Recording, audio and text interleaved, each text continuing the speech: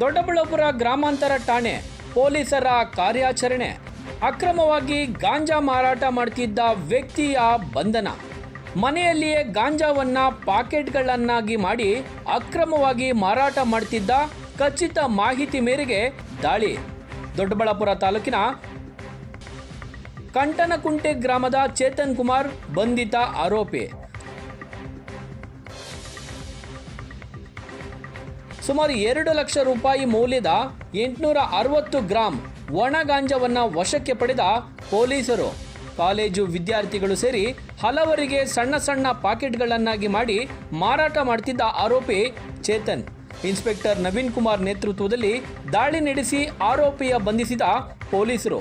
ದೊಡ್ಡಬಳ್ಳಾಪುರ ಗ್ರಾಮಾಂತರ ಪೊಲೀಸ್ ಠಾಣೆಯಲ್ಲಿ NDPS ಕಾಯ್ದೆಯಡಿ ಪ್ರಕರಣ ದಾಖಲು.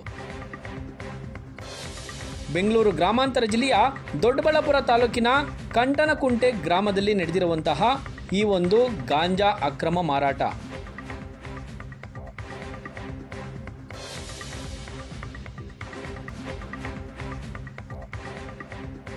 $860 ಗ್ರಾಂ ಒಣ ಗಾಂಜಾವನ್ನ ವಶಕ್ಕೆ ಪಡೆದ ಪೊಲೀಸರು.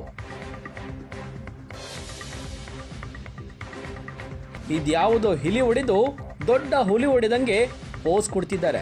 ಇವರಪ್ಪನಂತಹ ದೊಡ್ಡ ದೊಡ್ಡ ಕುಳಗಳು, ಗಾಂಜಾ ಕುಳಗಳು ಇದ್ದಾರೆ ಅನ್ನೋದು ಕೂಡ ನೆನಪಿರಲಿ.